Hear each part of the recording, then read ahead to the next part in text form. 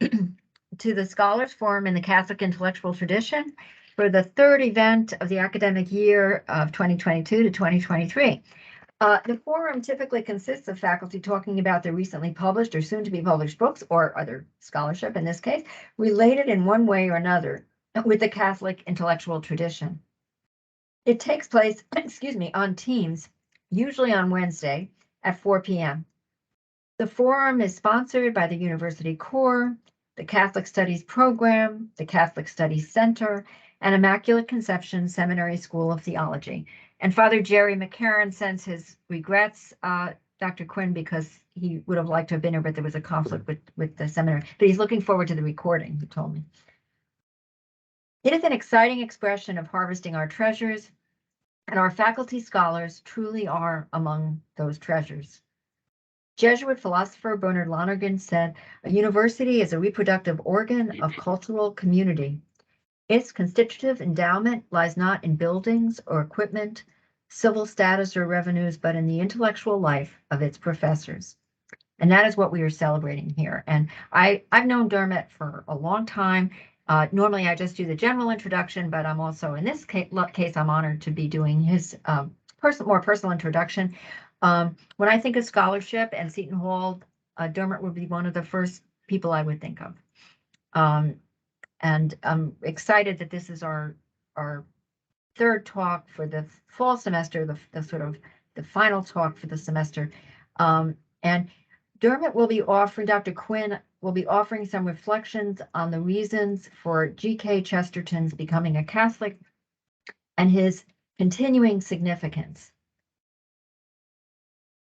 What's interesting about this presentation at this particular time is that G.K. Chesterton's anniversary is coming up, and the Chesterton Review, of which Dr. Quinn is the editor, is going to be putting out an issue specifically focusing on Chesterton.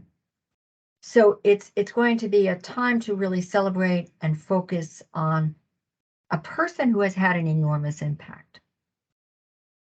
Chesterton, as both a convert and apologist for Catholicism, serves as a very pertinent and appropriate subject for the Scholars Forum in the Catholic intellectual tradition. Now, one of the things that I want to share that's sort of on a personal note is that I used to teach a course, a Catholic Studies course in Oxford, and Dr. Quinn also was one of the faculty who taught that course. And I happened to be going to Oxford, in a week and a half for the Oxford Symposium on Religious Studies. So I'm going to be in Oxford, so I'm particularly thinking about Oxford. Dr. Quinn is a graduate of Oxford University, and he and I taught this course with Monsignor Liddy and with Father Boyd, and it was a wonderful experience. And the first time we went, my family came with me and we stayed in Chesterton's house. That was really a wonderful experience. And so it's kind of, I don't know, it's very special for me to be hosting this right before I go back to Oxford, and remembering staying in his lovely little house in Wolvercote, which is outside on the outskirts of Oxford. And there was a guy who was a curator there, an artist who was, he was sort of living there to keep track of Chesterton's materials. And of course, Chesterton was also an artist, and there were beautiful images that he had done in the house. So that is it's a nice personal connection for me. Dr. Quinn, I just want to mention, of course, is the author of several books: The Irish in New Jersey, 4 Centuries of American Life by Rutgers University Press, Patronage and Piety, The Politics of English Roman Catholicism, 1850 to 1900, and Understanding Northern Ireland. Now, it's the second of those books, Patronage and Piety, The Politics of English Roman Catholicism, that I would imagine links most closely with Chesterton, who, of course, was born during that period in 1874, and whose conversion to Catholicism was surely linked to many of the events explored in Dr. Quinn's book. Dr. Quinn will be sharing some of the wealth of his scholarship on this individual and on this topic. And I want to mention that Professor Maribel Landau, Assistant Director of the Corps, will be handling the question and answers at the end of this session. So I'm very happy to turn it over to Dr. Dermot Quinn. Well, Nancy, thank you very, very much indeed for that overkind introduction. Thanks to everybody for coming along. I'd never thought of myself as a treasure to be harvested. Maybe there might be more like chaff than harvest this afternoon, but I'm happy to be harvested one way or another. And just to kind of sort of reciprocate Nancy's greetings. I mean, I have just marvelous memories of teaching with Nancy in Oxford all those years ago, with Nancy's brilliantly precocious daughter Rebecca, who was there listening and sketching and generally being a marvelous participant in our conversations. And I don't want to begin on a note of slight correction, but when you say, Nancy, that you were in Chesterton's house, I wonder were you actually in C.S. Lewis's house in Oxford, the Kilns. But anyway, we It wasn't, I mean, we went to the Kilns, but no, it was maybe it was his museum, the museum dedicated to Chesterton. Oh, right. I'm sorry. I thought of it as like his house, but okay, it was Chesterton, and it was really cool. It was, my daughter, had you met very kindly, remember my daughter's artistic interest. She loved, like, he did all this art, which she thought was really amazing. So yeah. Well, so. you're quite right. In fact, that was the those were the offices of the Chesterton Institute in Oxford, which are now kind of discontinued. But I now understand what you're talking about. Well, anyway, Nancy, thanks for the introduction, and I gather that we have a fairly tight deadline to meet. We have to sort of be finished at 5 o'clock, so I'll do my best to be as accommodating as possible to everybody's kind of wants. Desires to kind of ask questions and so on. But as Nancy was saying, this year is a kind of a year of literary anniversaries. I mean, 1922, 100 years ago, saw the anniversary of, 1922 was the year of the publication of Ulysses in February of 1922. I think in October of 1922 we have the publication of The Wasteland. So these two kind of big literary anniversaries that we celebrate this year. Slap bang in the middle of it is the anniversary of Chesterton's reception into the Catholic Church. And it occurred to me, kind of a few months ago, that we really ought to have a special issue of the Chesterton Review devoted to Chesterton's conversion, and that's the kind of the pretext for my little conversation this afternoon. And I think maybe the first thing that I would say is that let me actually just put up see if I can find a few little images to share with us, to share with you as we continue, because this will give us perhaps a few little a little sense of Chesterton. So anyway, here is Chesterton and his wife in 1922 at the time of his conversion. And I suppose the first thing that I would say about Chesterton's conversion is that when he became a Catholic on the 30th of July 1922, he became kind of overnight one of the most famous Catholic converts, certainly of his day, and I think he remains, if you like, one of the most famous Catholic converts of the 20th century. And he was also, I think, one of the slowest Catholic converts of the 20th century, because as he wrote to his mother just shortly after he was received into the church, he said, I've thought this out for myself and not in a hurry of feeling. He said, I was in no hurry to do this. And I think that's absolutely right, because this conversion, this reception into the Catholic Church, came at the end of a very complicated spiritual journey. If you look at Chesterton's spiritual life, he began as a Unitarian, and then he was born into a Unitarian family. He was born, as Nancy says, in 1874, and the family were kind of vaguely liberal Unitarians, a fairly well-to-do family in London.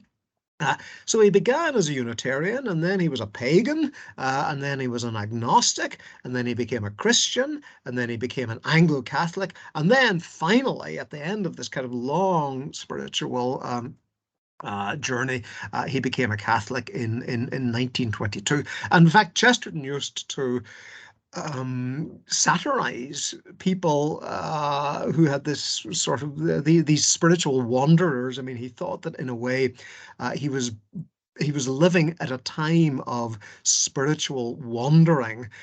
If you look at the first couple of chapters of his autobiography, which he published just the year he died in 1936, I mean, it's a kind of a wonderfully satirical account of the, as he puts it, the hungry sheep who look up and are not fed.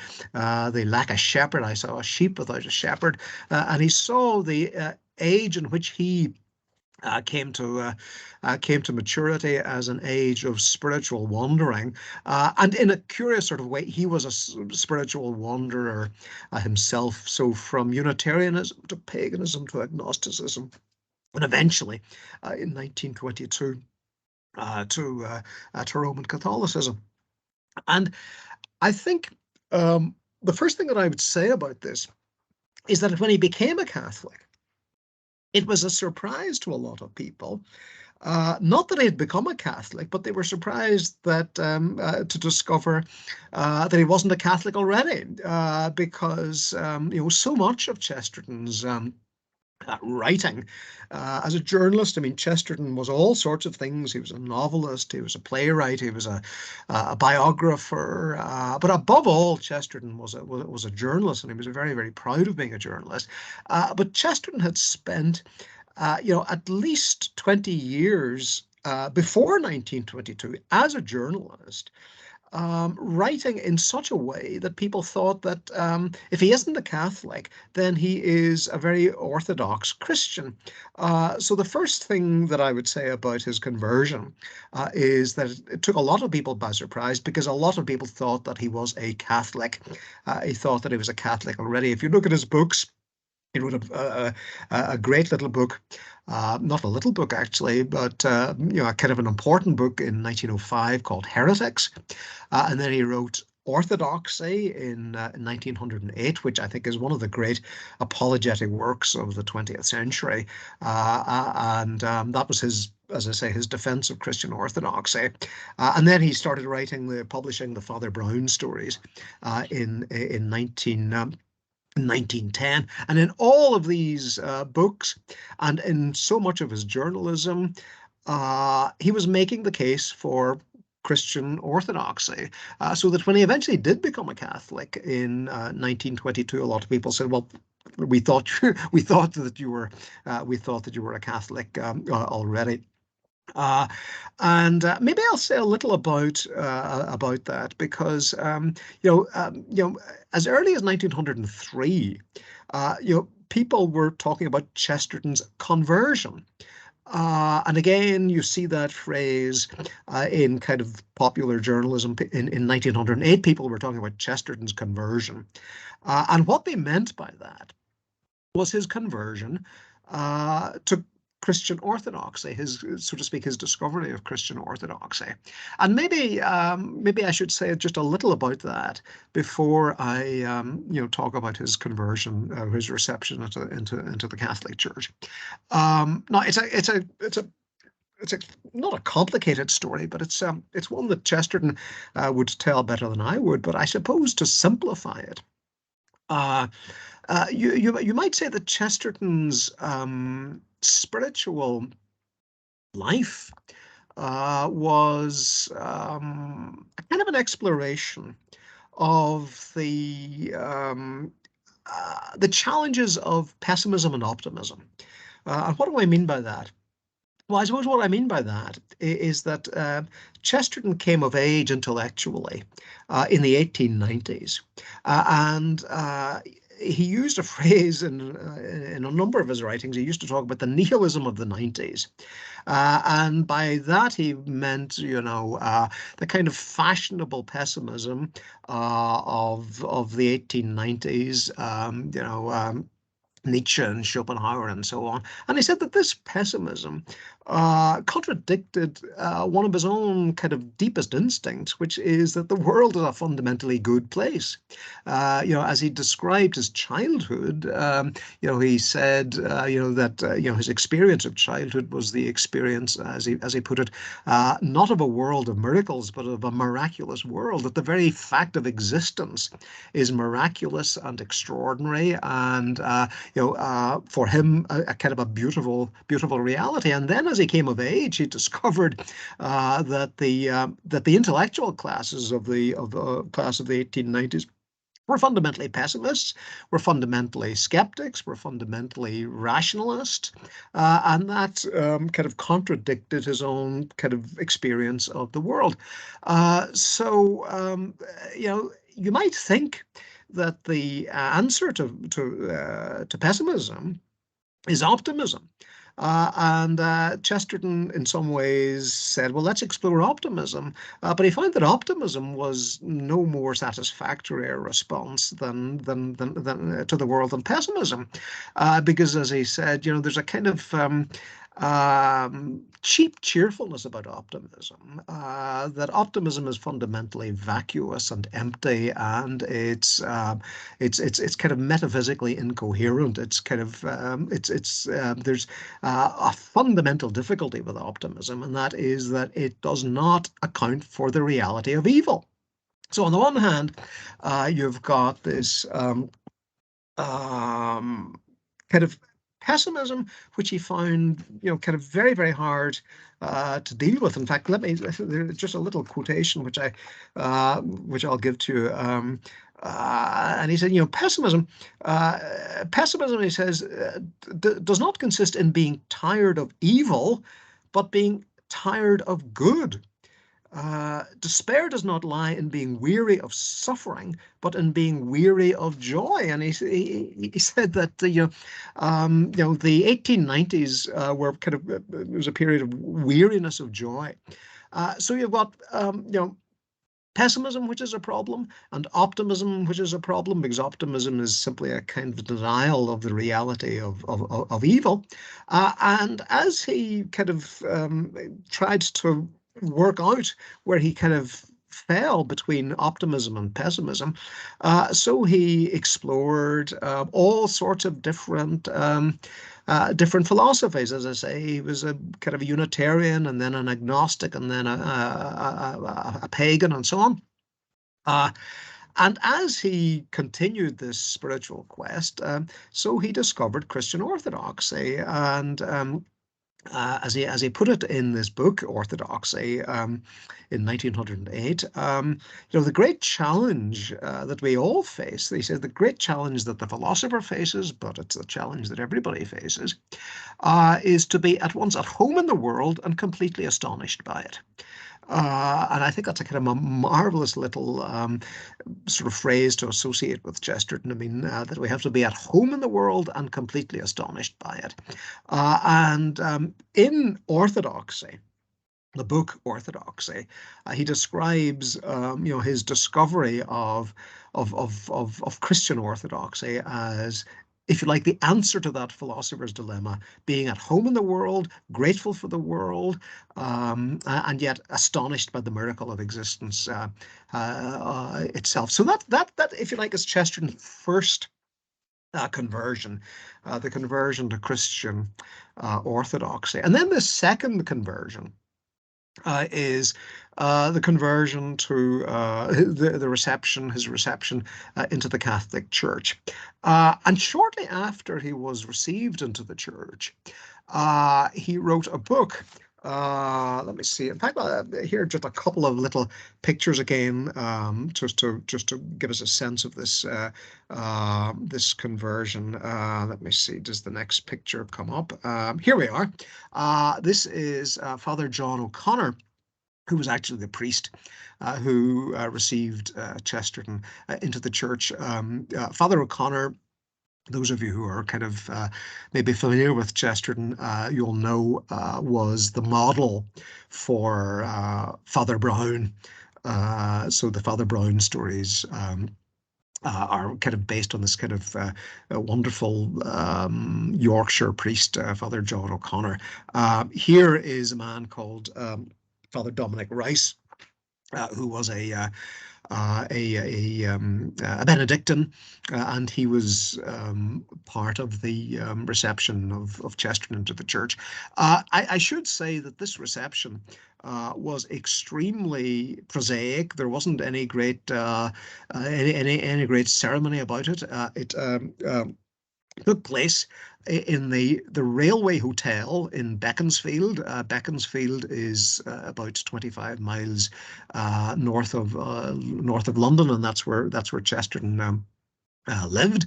It wasn't a very big Catholic community in Beaconsfield, so there was a small chapel, kind of for the local Catholic community, and you can see at that little shed at the back of the hotel is actually the small chapel where Chesterton was received into the church.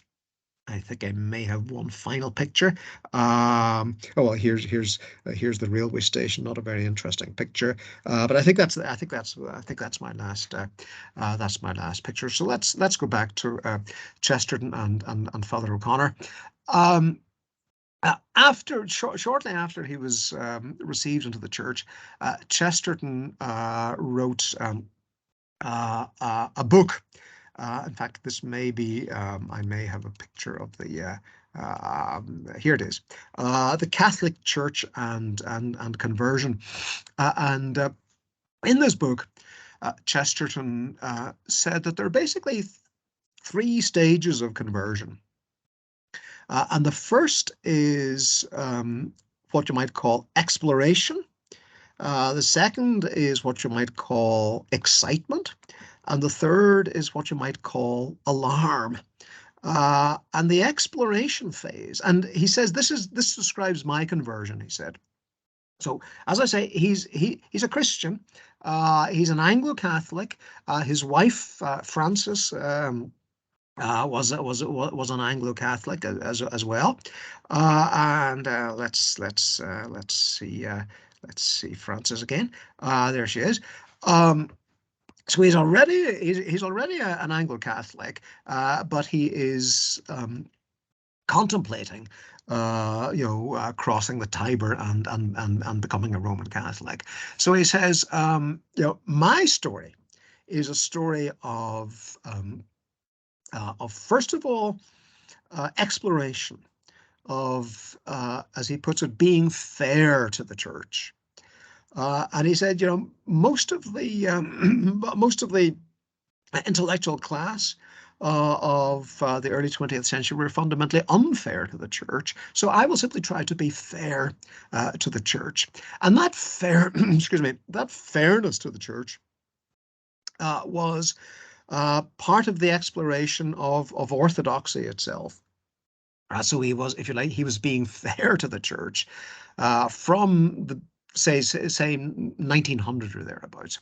And then he said the second phase is excitement, where you are kind of drawn more and more and more to the church, where you're, as he puts it, finding reasons to convert. And then he says the third phase is alarm. And by that he means you're trying to find reasons for not converting. It's as if you have been, so to speak, captured. Your imagination has been captured by Rome, and you're resisting. You're finding reasons not to become a Catholic. And I think in Chesterton's case, That third phase of alarm, of finding reasons not to be a Catholic, I think that was a very intense phase. I think that was very that was a kind of pretty significant for him for a number of reasons. But I think primarily because his wife was an Anglo-Catholic. Chesterton had been an Anglo-Catholic for a number of years, and he did not want to either to offend her or to hurt her or to in any way have a sort of a spiritual breach with his wife. I mean, he was also in 1922. I mean, there were a number of kind of personal things going on in his life which made him kind of reluctant to become a Catholic. I mean, his father had died fairly recently. He had actually moved to Beaconsfield, you know, where he was to live for the rest of his life, and that was kind of chaotic. And there were a number of financial difficulties that he was experiencing with his newspaper.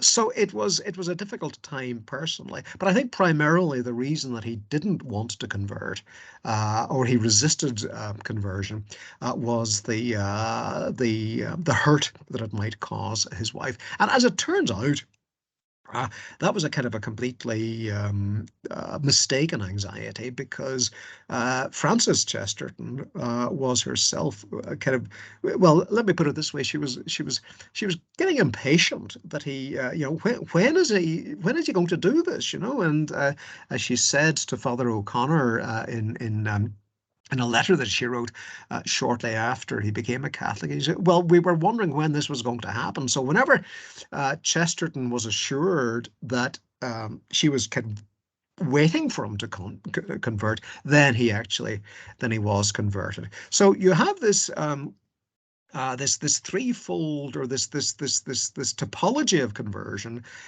exploration, excitement, and then anxiety or alarm. And eventually he got over this, basically because his wife said, please do what you want to do.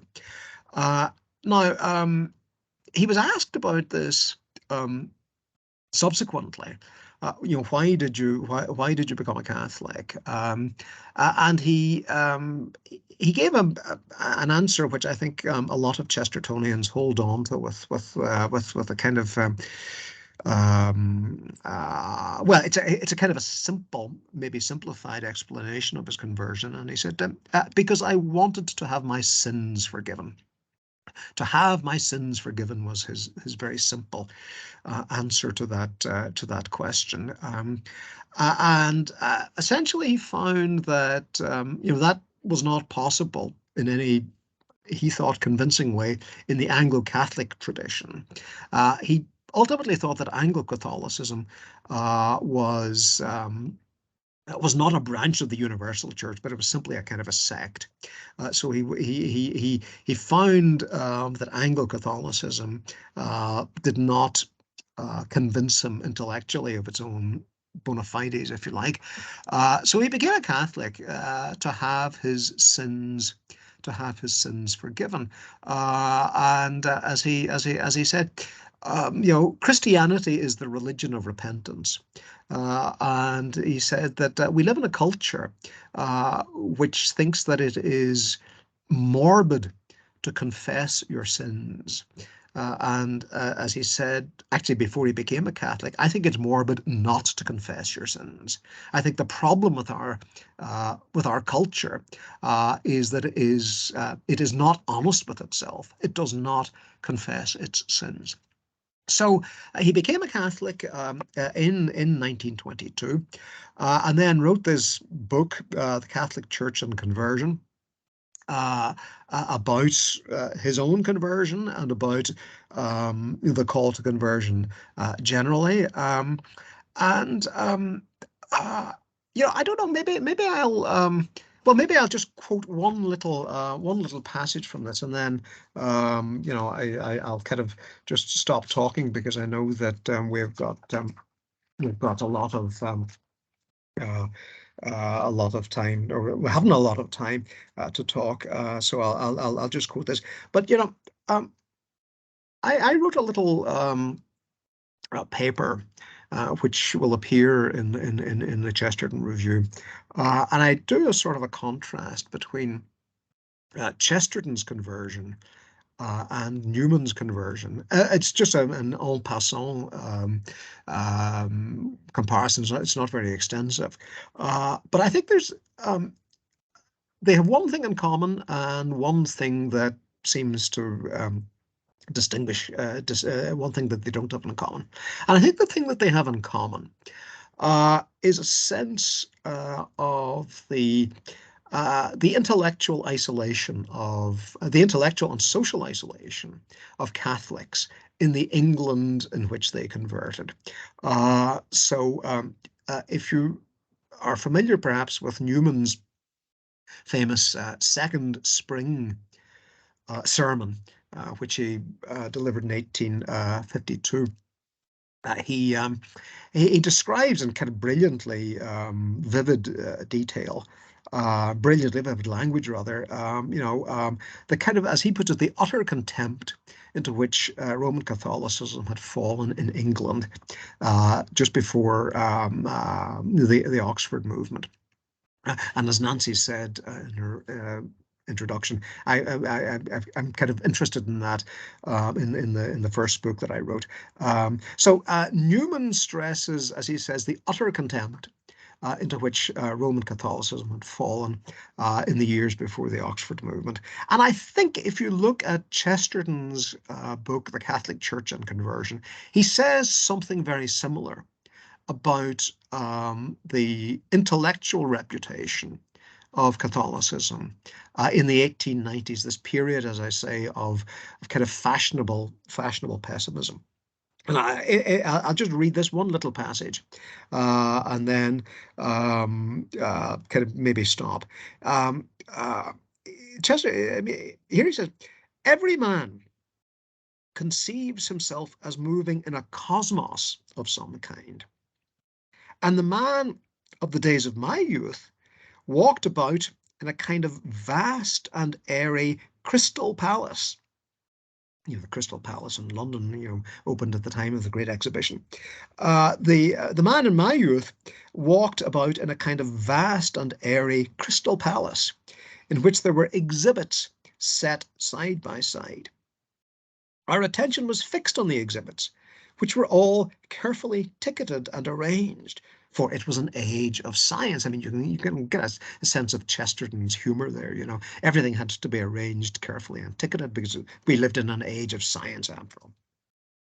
Here stood all the religions in a row, the churches or sects or whatever we called them.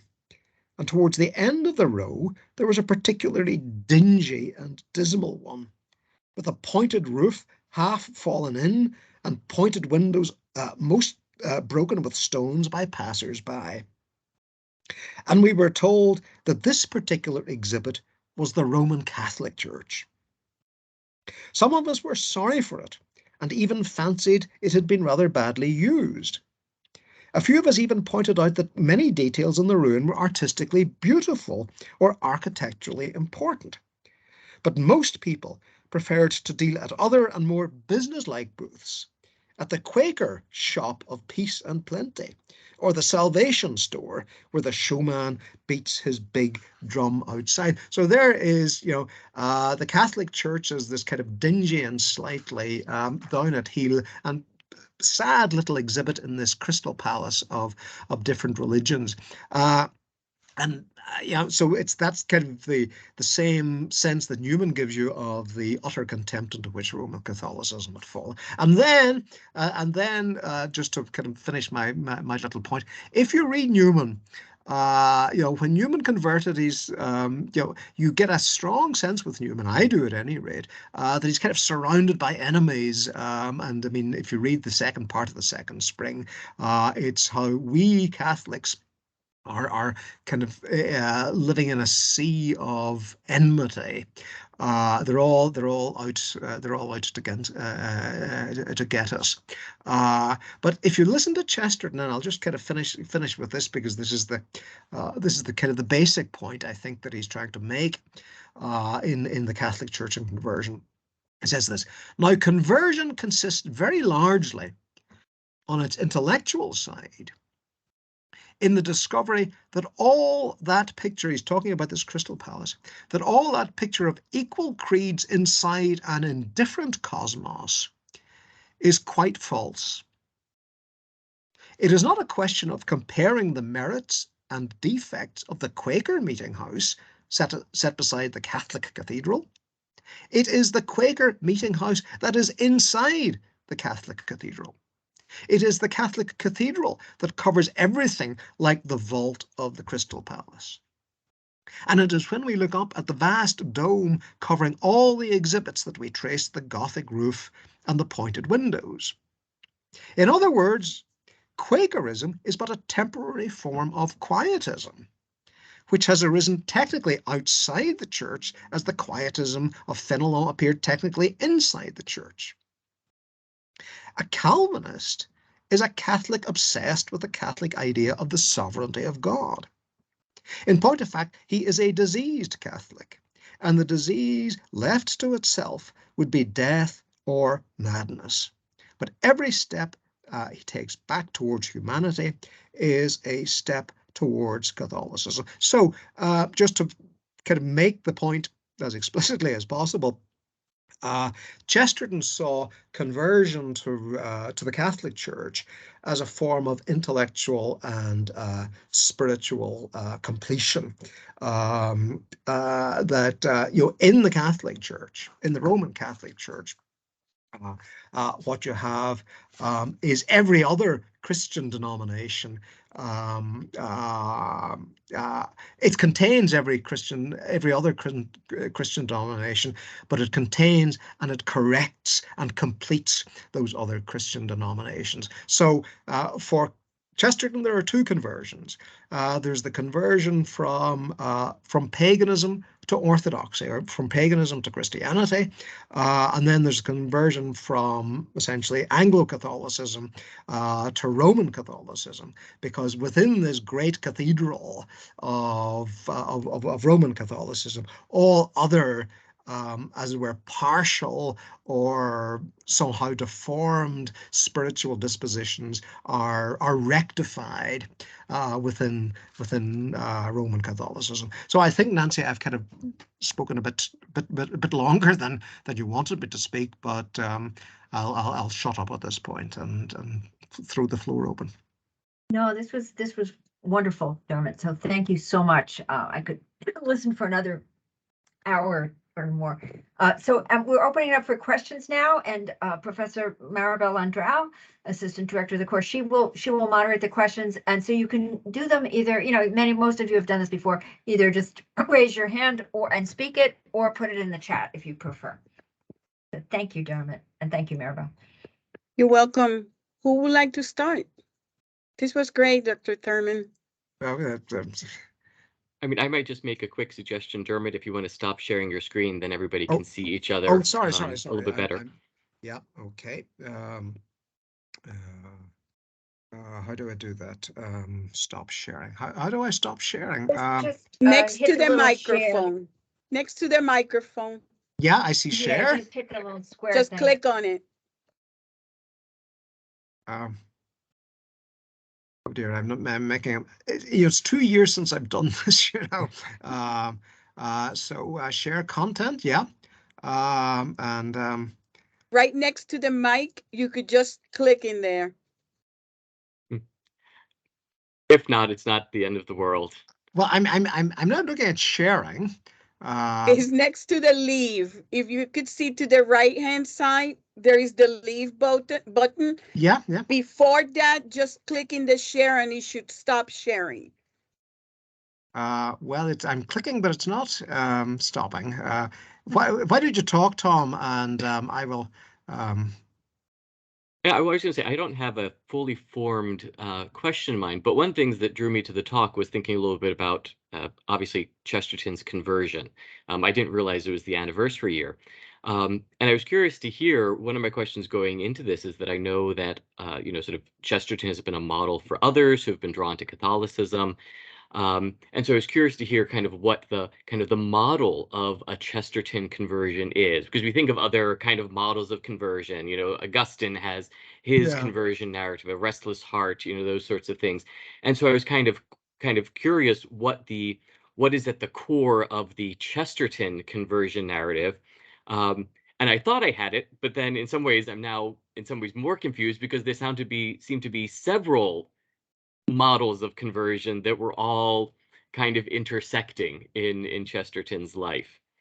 Yeah, well, Um, I think no, that's a great question, Tom. And there's a I think a really good book by there's a book called My Name is Lazarus. Here it is, and this is a edited by Dale Ahlquist. Dale Ahlquist is a great Chestertonian, and it's 34 accounts of conversion by people who were drawn to the church by Chesterton.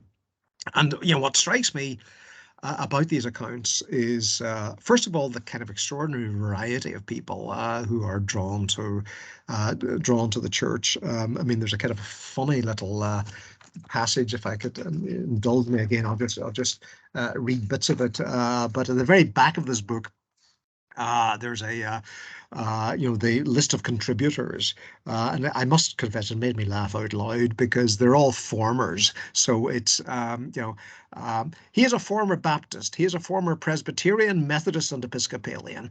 He is a former Jehovah's Witness.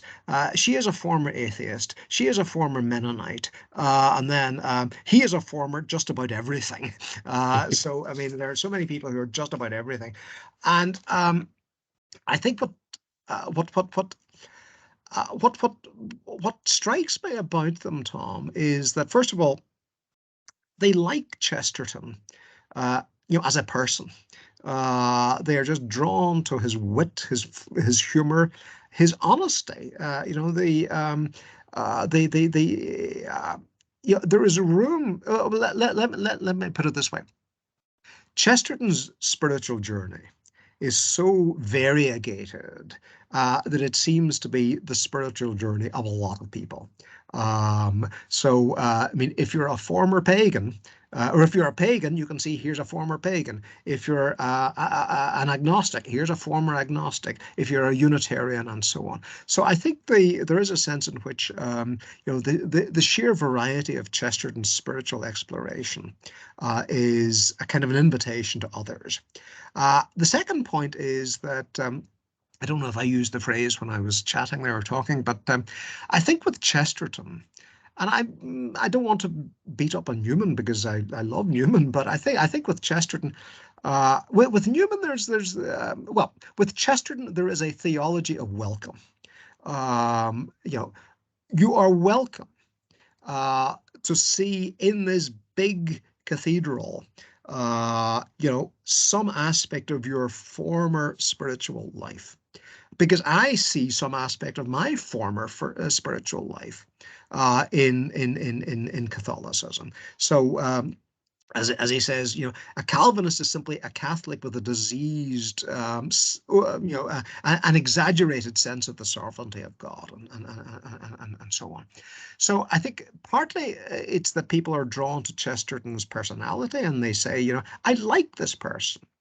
And I want to have what this person has, because he seems to be, I mean, this has brought him joy. As he says in Orthodoxy, joy is the gigantic secret of the Christian, Catholic joy is the greatest of all joys. So I think people are drawn to him, drawn to his personality, and they like what they want to like what he likes. And secondly, as I say, the sheer variety of his spiritual wandering seems to be something that appeals to a lot of people. But it's a good question, Tom, and I can give you that book. I'll put it in your mailbox if you want to read some of these stories. Yeah, thanks, Dermot. That was really helpful. Thank you. Go ahead, Dr. Stockdale. Thank you, Maribel. If I can, Dermot, I actually have two questions, and so I want to ask the first one, and then I don't want to yield my time yet to, or yeah, I guess yield or claim back my time. But for the second question, first of all, Dermot, thank you so much for this presentation. I really did appreciate it. It was deeply informative, and actually, I found myself along the way as you were talking, having questions arise, and then you would later answer those questions in your presentation. So that was just speaking, I guess, to the thoroughness of your presentation. My first question, and then I have a follow-up unrelated, is you would go back and forth between conversion and reception into the Catholic Church. And I know there's maybe some distinctions to be made there, but Chesterton talked about his conversion to Catholicism, I guess in that book. What distinctions do you think are being made when you go back and forth between reception and conversion? Well, I'm not making I mean, technically, we're talking about his reception into the church, of course. Right, exactly. So I think in some ways, the important move is the conversion rather than the reception. I mean, after he was received into the church, I mean, he became, as it were, a baptized Catholic, but he was baptized already, and so on. But I think. I mean, one kind of significant public fact of his conversion is that he became, kind of a celebrity Catholic, and he was, I think, almost overnight one of the most famous Catholics in the world, and he became, so to speak, public property, and he was quite. In some ways falsely modest about this, because after in the days after his conversion, he essentially said, well, I might write something about this. Well, of course he was going to write something about it. I mean, he spent the rest of his life writing about it in some respect. But I think he wanted to become a Catholic, to have his sins forgiven. So it was the sacrament of reconciliation or confession, which was really, really important to Chesterton, and there was no other opportunity for that except within, he believed, the Catholic within the Catholic Church. But so that conversion was very important. But being received into the church made him, as it were, public property as a Catholic, and I think in some respects he was quite happy to be public property as a Catholic. He was quite happy to write apologetics, write defenses of the church. In fact, the first book that he wrote after becoming a Catholic was his little biography of St. Francis of Assisi, which I think is a beautiful book.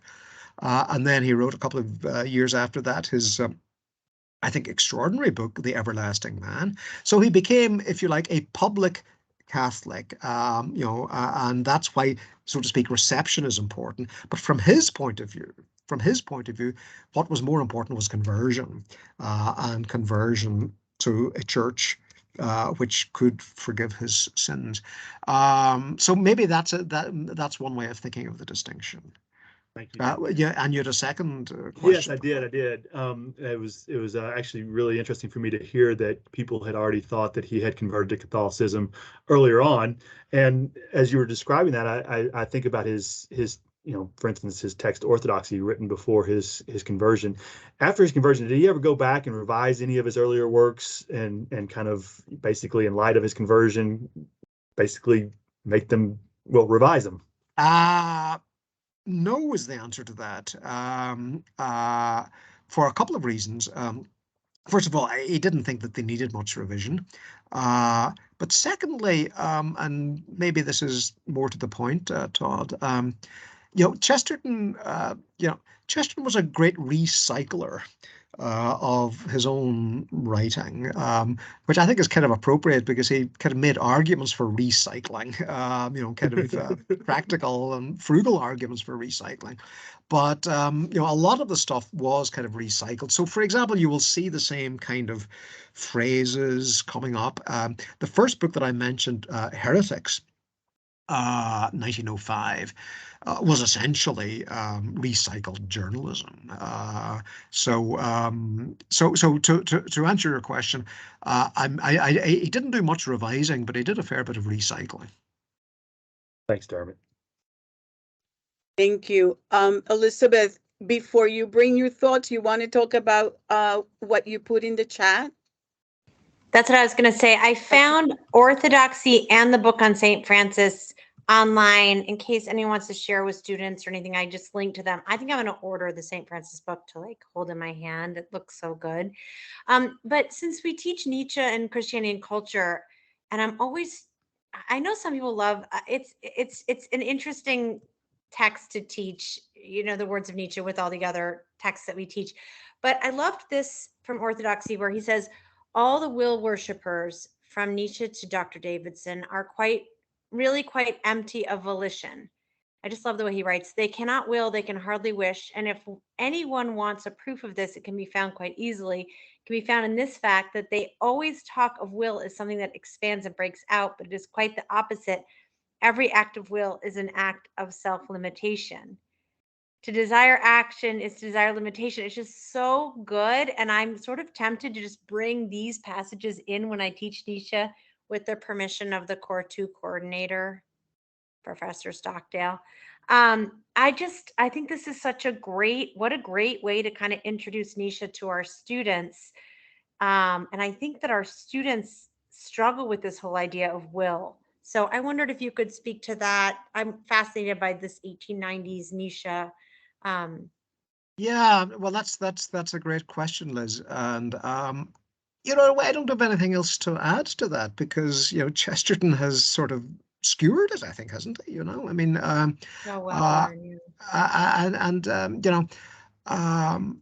come back to the point that I was making at the beginning, which is for Chesterton, let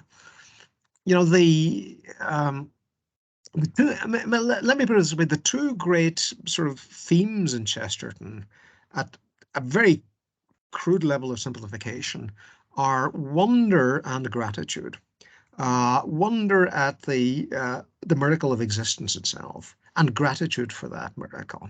And he found both wonder and gratitude denied and, so to speak, sneered at by the fashionable pessimists of the 1890s. And he said, we should be singing hymns of joy or songs of joy here, while recognizing, of course, the reality of evil.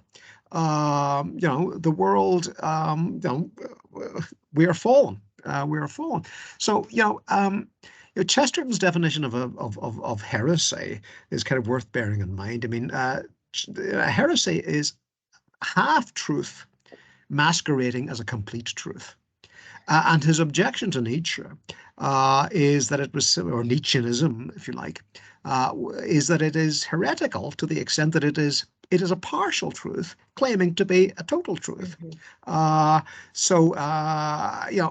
he's absolutely right, I think, in calling out the kind of the dreariness of 1890s pessimism. I mean, if you want to read a book about this, I think the best book about this is by a man now sadly deceased, John Coates, who wrote, he was kind of a friend of mine of the Chesterton Review, but it was Chesterton and the Edwardian Cultural Crisis.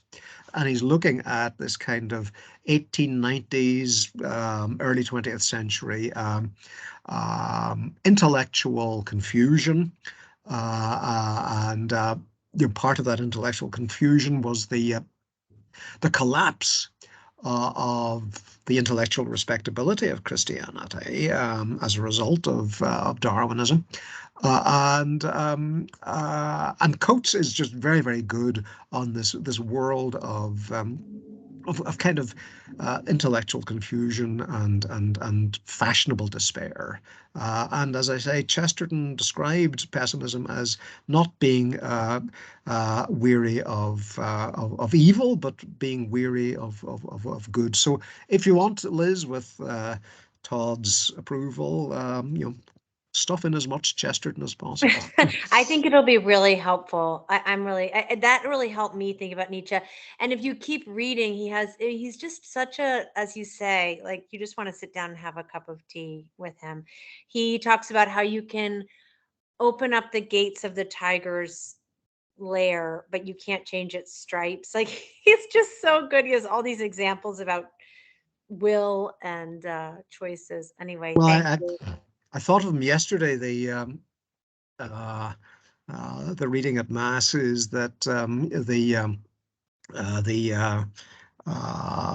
lion will lie down with the lamb, and Chesterton has a little piece on that. He said, "Yes, the lion will lie down with the lamb, but will not. But the lamb will not get a good night's sleep." Oh, that's great. So I mean, he's popping up everywhere, you know. Yeah. Well, thank you so much. No. I have to go at 5 to a student meeting, but I'll see if anybody else has other questions. Thank you. Well, Thank you, Dr. Redwine. Go ahead, Nancy. yeah, we're actually at the end of wrapping up, but thank you, Dermot. That was just amazing. And I just thought of this quote and found it in reading Chesterton. C.S. Lewis said, as in reading MacDonald, I did not know what I was letting myself in for. A young man who wishes to remain a sound atheist cannot be too careful of his reading. That's right. And I love that quote. And as you were talking about him, I kept thinking of Lewis, because he was such a huge influence on Lewis, but there's a lot of similarity in their conversions. Yeah. Lewis, was an atheist and became sort of a pagan, I guess you could say. And then that was the whole thing where Tolkien influenced him also about how Christianity is the one time that myth became true historically. And I mean, that The Everlasting Man was a very important book for Lewis. So, which I've yet to read. I've read Orthodoxy, and I want to read The Everlasting Man. So you've just gotten, I think, all of us, at least for me, and I know others. I know Elizabeth says she wants to buy the St. Francis book. I want to go out and read a couple of others. And so you've whet our appetites. So thank you so much, Dermot. This was Very wonderful. happy, very, very happy. Thanks. Lovely Thanks. start to Advent. So Thanks for thank you. inviting me, Nancy. Okay. So Thank you. see Thank you, everybody. everybody. Okay, Thank bye. you. Bye-bye. Thanks, Bye. Dermot. Bye. Bye-bye.